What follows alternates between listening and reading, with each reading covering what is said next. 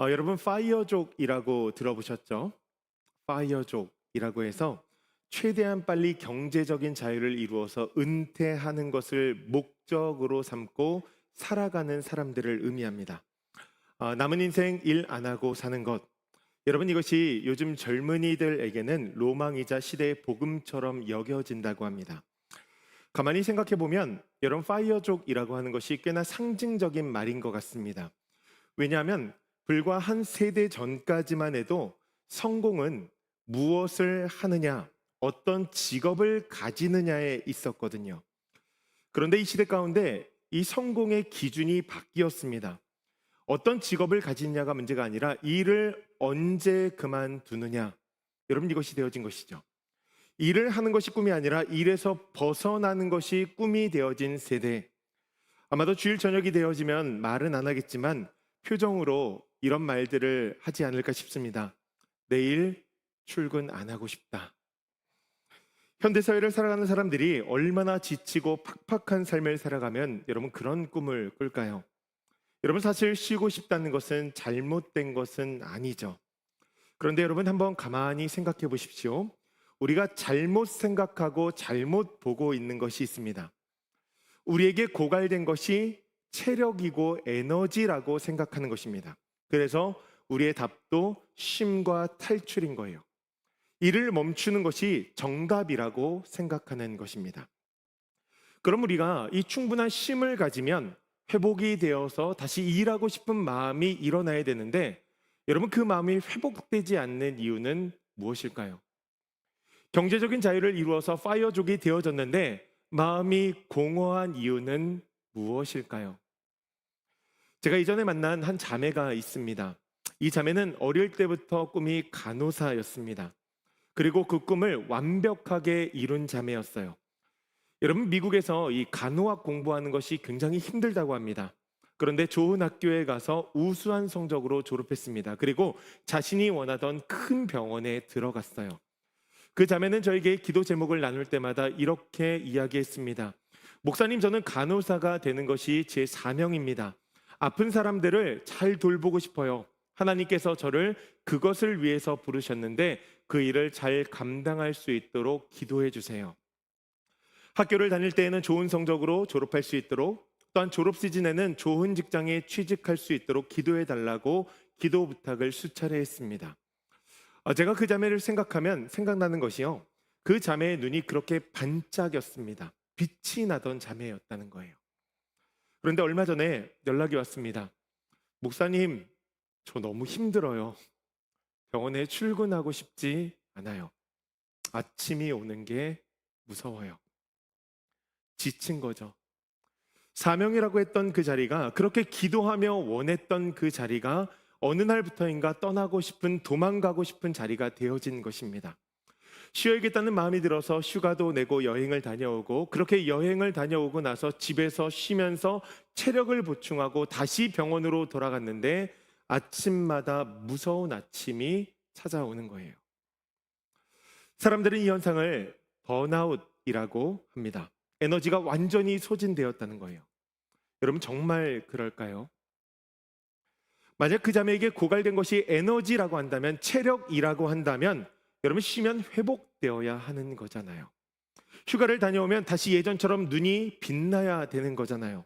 그런데 왜 회복이 되지 않는 걸까요? 여러분 그것은 고갈된 것이 에너지가 아니기 때문입니다. 그 자매의 마음 가운데 고갈된 것은 다른 것이 아니라 은혜였다는 거예요. 여러분 우리가 이것을 기억해야 됩니다. 사랑하는 성도님들, 이 시대 가운데 지친 우리들에게 정말 무엇이 필요할까요? 더 많은 휴가와 더 많은 쉼, 은행 어카운트의 밸런스일까요? 아닙니다. 여러분 우리에게는요 하나님의 은혜가 필요합니다. 전 이번 주에 하나님의 세밀한 음성에 귀를 기울이면서 어제 설교를 준비하며 이런 기도를 했습니다. 하나님, 내일 예배 자리 가운데 하나님의 음성이 필요한 이들이 이 자리에 올 것입니다. 특별히 이 말씀이 더욱더 필요한 이들이 있을 것입니다. 그 에너지가 고갈되어서 번아웃 되었다고 착각하는 이들, 하나님 그 삶의 자리에서 사명을 감당하는 것이 너무나 어려운 성도들이 있다면 하나님 주의 음성을 꼭 듣게 하여 주시옵소서. 폭포수와 같은 그 은혜를 마음 가운데 더하여 주시어서 그들의 심령의 목마름이 해결되어지게 하시고 다시 삶의 자리 가운데에서 힘이 나서 주의 사명을 신나게 감당할 수 있는 주의 백성들 되게 하여 주시옵소서. 예수님의 이름으로 기도합니다. 아멘. 여러분, 그 마음으로 어제 기도했어요. 사랑하는 성도님들, 그 은혜가 우리 가운데 있기를 간절히 소원합니다. 정말 그 은혜가 있기를 소원해요. 사명을 감당하게 하시는 은혜, 여러분, 우리의 마음이 은혜로 살아나야 된다라고 하는 것입니다. 그렇다고 한다면 그 은혜가 무엇이기에 그 은혜가 어떻게 사명을 감당하게 하는가, 세 가지로 함께 살펴보려고 합니다. 첫째로, 여러분, 은혜로부터 사명이 시작되었다는 것을 우리가 기억해야 됩니다. 무엇으로부터 시작되었어요? 은혜로부터 사명이 시작되었다는 것을 우리가 기억해야 된다는 거예요. 여러분, 창세기를 보면 하나님께서 천지를 창조하시고 사람을 창조하셨습니다. 하나님께서 사람을 지으실 때 그냥 놀고 먹도록 창조하지 않으셨어요. 그에게 동산을 다스리고 돌보는 일을 허락하셨습니다. 여러분, 최초 인류는요, 정원 관리사라는 직업, 사명을 가지고 있었다라고 하는 것이죠. 하나님께서 사람에게 사명을 주셨다는 거예요. 여러분, 사람에게 있어서 그 사명은요, 온 세상을 다스리는 기쁨이었고 특권이었습니다. 저주가 아니라 창조의 선물이었다는 거예요. 팀 켈러 목사님께서 쓰신 일과 영성이라는 책을 보면 일에 대해서 이렇게 정의를 합니다. 일은 본래 하나님이 창조 때부터 인간에게 부여하신 신성한 특권이다, 존엄이다. 여러분, 인간의 존엄이요, 일, 바로 이 사명을 통해서 드러나게 되어진다는 거예요. 그런데 죄가 들어오면서요, 모든 것이 틀어져 버리기 시작했습니다. 범죄한 사람은 가장 먼저 그 사명의 자리를 이탈했습니다. 그래서 하나님께서 아담에게 이렇게 말씀하시죠. 아담아, 내가 어디 있느냐? 그 사명의 자리를 이탈했다는 거예요. 여러분, 그 사명을 짐으로 여기게 되어졌다는 것이죠. 선물이 어느 순간 가운데 짐이 되어졌습니다. 여러분, 사실 파이어족이라고 하는 꿈은요, 새로운 것이 아닙니다. 타락한 인간에게 굉장히 오래된 본능 중에 하나라는 거예요. 일에서 도망치고 싶은 마음, 여러분, 그것은요, 에덴을 잃어버린 사람의 마음이었다라고 하는 거예요. 그런 사람을 보시며 하나님께서는요, 참 마음 아파하셨습니다. 사람들이 그 선물, 그 사명의 의미를 온전히 깨달을 수 있기를 원하셨어요. 그래서 하나님께서 사람들에게 은혜를 더하여 주신 것입니다.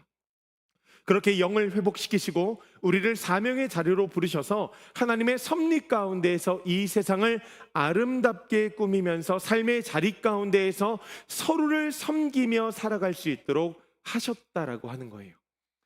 여러분들이 가지고 있는 그 삶의 자리 하나하나는요, 여러분, 단순하게 돈을 버는 자리가 아니라 하나님께서 여러분들을 통하여서 이루고자 하시는 하나님의 나라의 일부분이라고 하는 것입니다. 여러분들의 서비스를 통하여서 모두가 혜택을 누리며 살게 되어졌다는 거예요. 여러분, 오늘 본문을 보니까요, 그 은혜가 바로 사도 바울에게 임한 것입니다.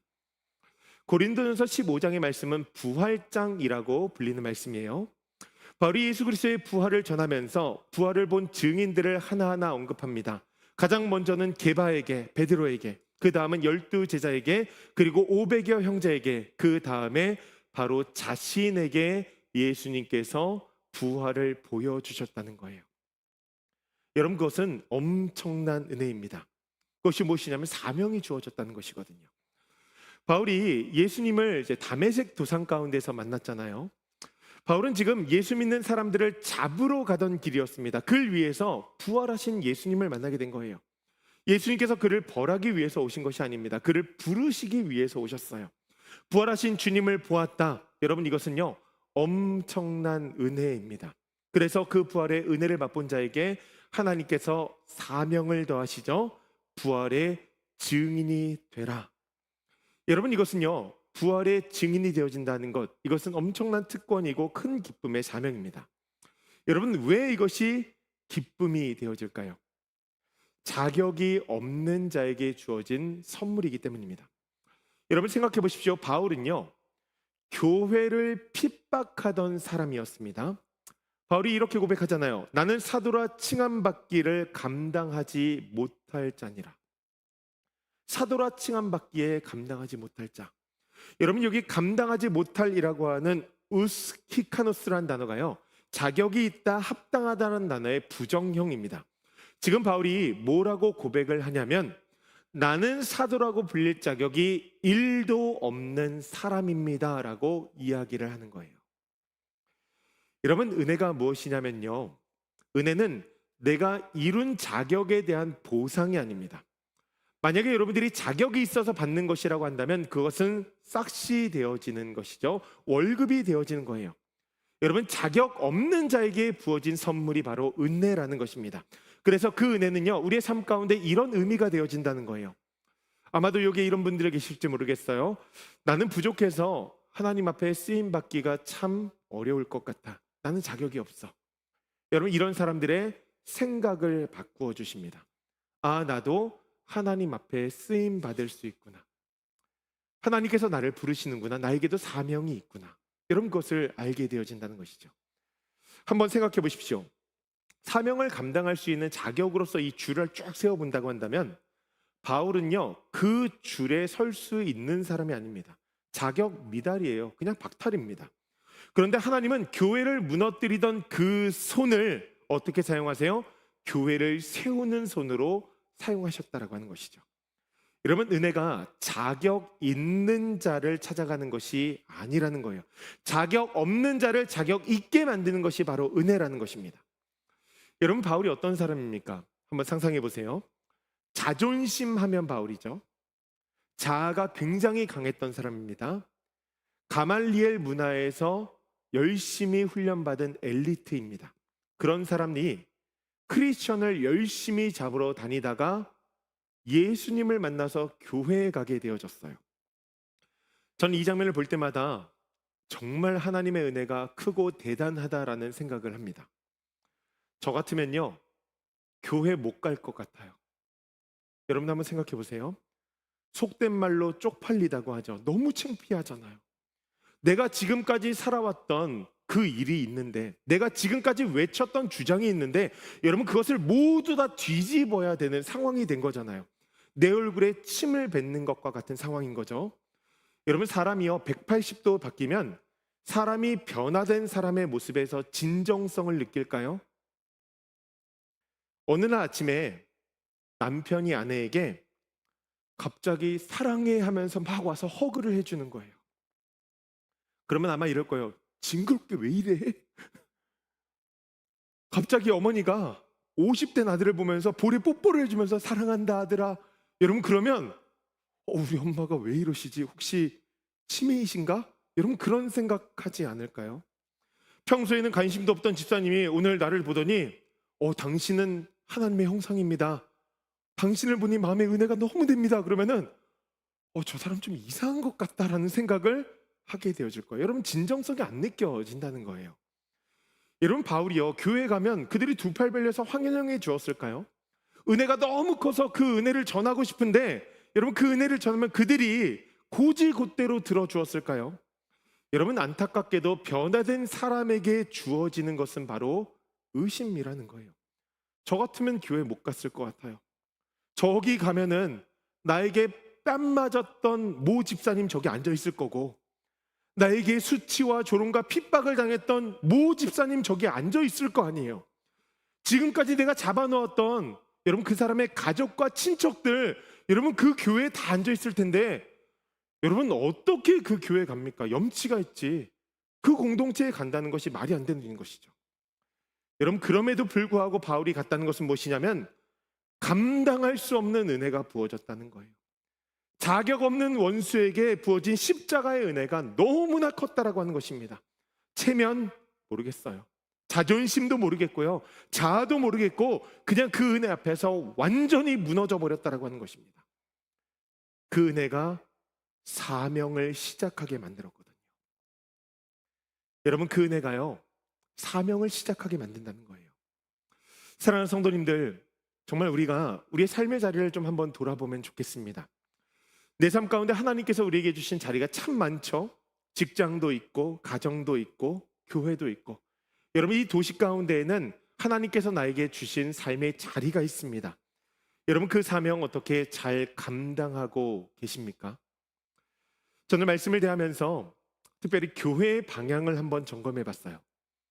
여러분, 우리가 교회를 유지하기 위해서 사역을 하는 것이 맞는가? 여러분, 은혜로부터 사명이 시작되어졌다고 한다면 사역이 먼저가 아니라 은혜가 먼저 되어야 되겠죠. 여러분, 항상 첫 번째는 은혜가 되어야 되는 거죠. 그래서 저는 앞으로 교회가 이런 방향이 되어졌으면 좋겠습니다. 우리 성도님들 은혜 마음 가운데 많이 받으십시오. 그리고 그 은혜로 주신 사명을 감당하세요. 여러분, 이 말이 무엇이냐면 어떻게든지 그 은혜의 자리를 사수하고 사모해야 된다라고 하는 것입니다. 여러분, 교회에 일할 사람이 없다고, 자리가 비어있다고 해서 내가 저 자리 채워야 되겠다, 하나님의 감동이 있을 수도 있고요, 또 때로는 인간적인 동정심이 내 마음을 감동시킬 수도 있습니다. 여러분, 인간적인 동정심이 여러분들의 마음을 감동시켰다면 그 시간 가운데 이 영적인 센스가 있어야 됩니다. 하나님께서 나를 은혜의 자리로 이끄시는구나, 제가 할게요. 여러분, 사역의 전선에 먼저 나아가기보다 어떻게 해야 됩니까? 은혜의 자리를 찾고 늘 하나님 앞에 기도하면서 예배를 중심으로써 하나님 앞에 컨펌을 받아야 된다라고 하는 것이죠. 여러분, 은혜가 사명의 시작임을 아는 사람, 은혜 받은 사람들이 사명을 감당해야 된다라고 하는 것입니다. 그렇기 때문에 우리 마음 가운데에는 늘 이 질문이 있어야 됩니다. 나는 은혜 받은 자인가? 나는 진짜 은혜를 사모하는 자인가? 여러분, 그렇게 은혜를 사모하며 나아갈 수 있는 우리 조이풀교회 모든 성도들 되어지기를 주님의 이름으로 간절히 축원합니다. 두 번째로는요, 은혜가 사명을 감당하게 하는 것은요, 하나님께서 주시는 은혜가 헛되지 않기 때문이에요. 여러분, 바울이 이렇게 고백하죠. 내게 주신 그의 은혜가 헛되지 아니하며. 여러분, 여기 헛되다라는 단어가요, 헬라어로 케네라는 단어입니다. 텅 비어있다, 아무런 열매도 맺지 못하고 효력도 없다, 여러분, 이런 의미를 가지고 있습니다. 바울이 지금 이렇게 이야기하는 거예요. 하나님께서 내게 부어주신 은혜는 반드시 열매가 맺힙니다. 여러분, 믿으십니까? 하나님께서 주신 그 은혜는요, 반드시 열매가 맺힌다는 거예요. 그래서 바울이 헛되지 않았다라는 증거로 자신의 수고를 이야기합니다. 하나님의 은혜는요, 허공에 뿌려지는 것이 아니라 반드시 우리의 삶 가운데 우리의 수고를 통하여서 열매를 맺게 되어진다는 거예요. 여러분, 그 첫 번째 열매가 누구냐면 바로 사도 바울 자신이었다는 것입니다. 하나님의 관점에서 보면 완벽한 실패자가 바로 바울이었습니다. 교회를 핍박하던 자, 하나님의 입장에서 보면 가장 먼저 치워버려야 될 사람, 버려야 될 카드였어요. 그 실패한 인생에게 하나님께서는 예수님의 부활을 보이시면서 은혜를 가득 채워서 그를 이방인의 사도로 파송하십니다. 위대한 그릇으로 사용하셨다는 거예요. 여러분, 성경에는요, 이런 사람들이 정말 많이 등장합니다. 모세를 생각해 보십시오. 이집트의 왕자였죠. 인생의 절정 가운데에서 무너졌습니다. 살인자가 되어서 광야로 도망쳤어요. 여러분, 미디안 광야에서 40년을 보내는 모세를 한번 상상해 보십시오. 모세에게 어떤 시간이었을까요? 모세가 양을 치다 보면 옛 생각이 정말 많이 났을 것입니다. 왕궁에서 살던 그 시절, 내가 행했던 화려하고 위대한 일들, 나를 따르던 동역자들, 여러분, 모세가 큰 일을 정말 많이 했을 거예요. 그런데 지금 내가 행하는 일은요, 그냥 도망자로서 양들을 치는 일들 뿐인 거예요. 양들을 치는 일들 뿐인 거예요. 여러분, 아마도 비참했을 것입니다. 밤마다 누우면 이런 소리가 마음을 요동치게 만들었을 거예요. 너는 실패했어. 네 인생은 여기서 끝날 거야. 여러분, 광야에서의 무료한 삶이요, 정말 헛되게 느껴지지 않았을까요? 내가 실패자였구나. 그런데 그 처절한 실패의 시간 가운데 하나님께서는 무엇을 준비하고 계셨는지 아십니까? 그를 위대한 민족의 리더로서 준비하고 계셨다는 거예요. 여러분, 하나님께서 모세에게 계속적으로 은혜를 주시면서 그 은혜가 헛되지 않게 하기 위해서 얼마나 수고와 노력을 기울이셨는지 모릅니다. 여러분, 실패로 가득 찬 것 같은 그 40년의 시간은 하나님의 은혜로 가득 찬 시간이었고 사명을 준비하는 귀한 시간이었다는 거예요. 여러분, 저는 우리 교회에도 그 시간이 있다고 믿습니다. 삶을 살다 보면요, 사명의 자리를 지키는 것이 어렵고 탈출하고 싶고 무엇인가 실패한 것 같은 시간들이 분명히 있을 거예요. 후회되고 어떻게든 벗어나고 싶은 시간, 마음이 무너지고 건강이 무너지고 관계가 무너지고 사업이 무너지고 삶의 가정이 무너지고 그냥 눈물만 나오는 시간, 여러분 그런 시간들 있잖아요. 여러분 그 시간에 우리가 이 말씀을 꼭 기억하기를 소원합니다. 내게 주신 그 은혜가 헛되지 아니하며. 여러분 사도 바울이 그렇게 고백하잖아요. 내게 주신 그 은혜가 헛되지 아니하며. 여러분 하나님의 계산과 하나님의 공식은요 완전히 다릅니다. 우리가 실패했다고 단정한 그 시간 속에서도 하나님의 은혜는 계속적으로 부어지고 있고, 그래서 결국에는 우리가 실패로 인하여서 낭비되어지고 허비되어지고 여러분 눈물을 흘리는 그 시간들이요, 하나님 앞에는 거룩한 재료가 되어져서 하나님의 놀라운 사명을 이루는 그 역사를 이루게 되어진다는 거예요. 여러분 우리에게 주신 그 은혜를요 하나님께서는 절대로 헛되게 하지 않으신다라고 하는 것입니다. 여러분 그 은혜를 붙잡고 나아갈 수 있는 우리 모두가 되어지기를 간절히 소원합니다. 셋째로, 은혜가 사명을 감당하게 하는 것은 그 은혜가 치열한 수고로 우리를 이끌기 때문이에요. 치열한 수고로 우리를 이끌기 때문이에요. 여러분 바울이요 자신이 그 사명을 어떻게 감당했는지 이렇게 이야기하죠. 내가 모든 사도보다 더 많이 수고하였으나. 여러분 여기 수고하다가요 단순하게 그냥 조금 열심히 일했다 이런 의미 아닙니다. 완전히 지쳐서 탈진될 만큼 온몸의 진액이 다 빠질 만큼 죽을 힘을 다해서 애를 썼다는 거예요. 여러분 사실요 우리가 은혜라는 단어를 들을 때에는요 그 느낌이 조금 편안하고 좀 여유롭고 안식이란 단어가 떠오르고 릴렉스한 그 느낌이 듭니다.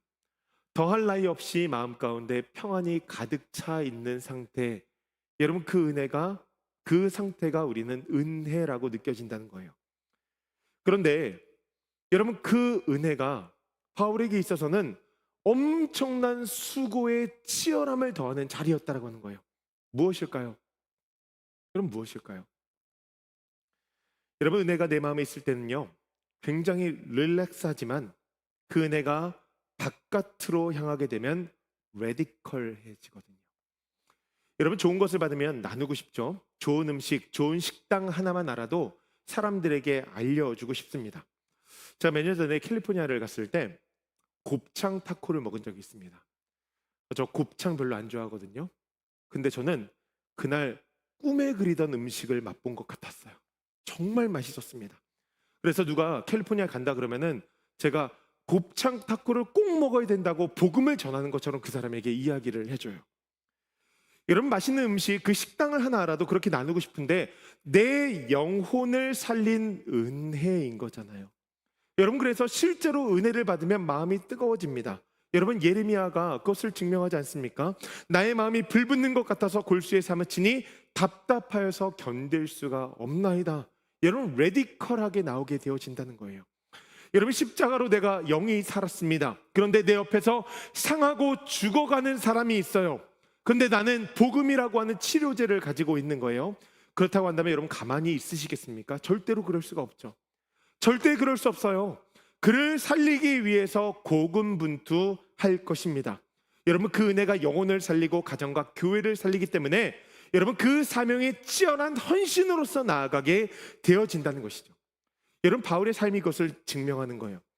바울이 복음을 전하면서 어떤 일들을 경험합니까? 매를 맞았어요. 감옥에 갇혔어요. 배가 파손하여서 바다에 포류하게 되어졌습니다. 굶주리고 목말랐어요. 그런데 그 고통들만큼 하나님의 교회를 생각하는 염려하는 마음이 자기의 마음 가운데 컸다고 이야기를 합니다. 여러분 이것이 무엇이냐면 은혜 받은 사람들의 이력서예요. 여러분 은혜 받은 사람들의 이력서, 초대교회에도 그 모습이 나타나죠. 초대교회 성도들은요 그 믿음을 지키기 위해서 지하 카타콤에 들어가서 예배드렸습니다. 맹수에게 물어 뜯기면서도 자신의 믿음을 지키기 위해서 나아갔어요. 중요한 것은 누가 등 떠민 사람 없다라고 하는 거예요. 십자가의 은혜가 마음 가운데 너무나 크다 보니까 그 사랑이 너무나 깊어서 그 치열한 수고를 감당할 수밖에 없었다는 것이죠. 여러분 우리는 여기서 우리가 서론에 던졌던 그 질문의 실마리를 풀 수 있습니다. 왜 우리가 이 사명 앞에서 번아웃이 되어지는 걸까요? 왜 우리가 사명 앞에서 번아웃되는 걸까요? 일이 많아서, 치열해서, 에너지가 없어서, 체력이 없어서 그렇지 않습니다.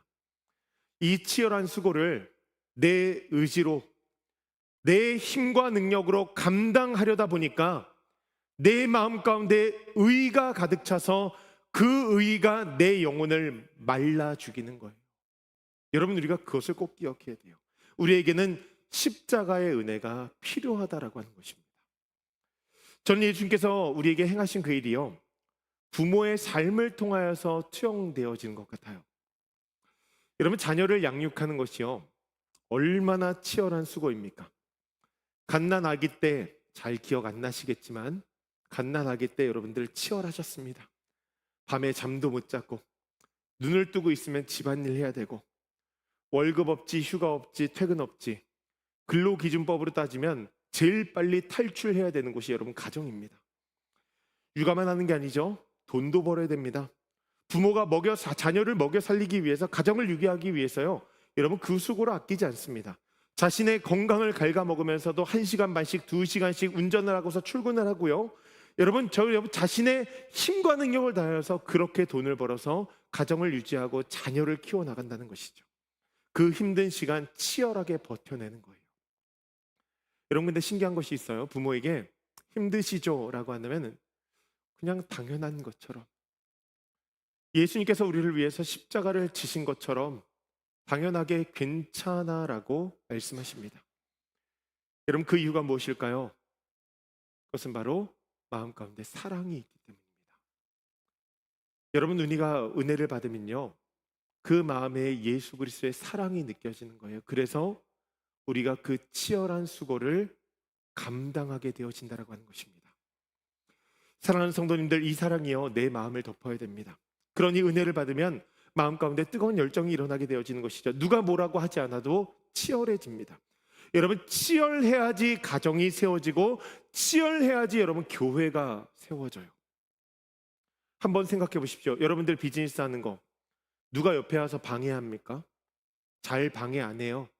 옆에서 누구든지 자꾸 도와주려고 하죠. 여러분, 근데요, 교회는 방해꾼이 진짜 많아요. 사단이요, 양옆에서 둘러싸고서 여러분 방해를 합니다.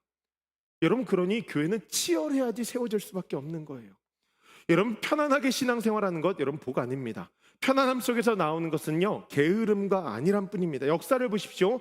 깊은 영성은요, 치열함으로부터 나오게 되어졌다는 거예요. 11절 말씀 보세요. 그러므로 나나 그들이나 이같이 전파함에 너희도 이같이 믿었느니라. 여러분, 뭐라 그래요? 이같이 전파함에, 치열하게 전파했더니 치열하게 믿었다라고 하는 거예요. 여러분, 은혜가요, 우리를 치열함으로 인도하고, 그 치열함이 우리의 영혼을 세우고 가정을 세우고 교회를 세운다라고 하는 것이죠. 여러분, 그 삶으로 하나님 앞에 영광이 돌려지는 거예요. 여러분, 저는 우리가 정말 그 은혜를 사모하며 나아갈 수 있는 저희 모두가 되어지기를 간절히 소원합니다. 정말 소원해요. 말씀을 마무리합니다. 저는 과거에요, 심각한 번아웃 증상을 경험한 적이 있습니다. 사역은 막 힘차게 나아가고 교회는 날로 부흥하는데 제 안에 있는 모든 에너지는 고갈이 되어져서 가끔 움직이는 좀비처럼 느껴질 때가 있었습니다. 사역의 강도가 워낙 세니 몸이 피곤해서 체력이 부족해서 그런 줄 알았어요.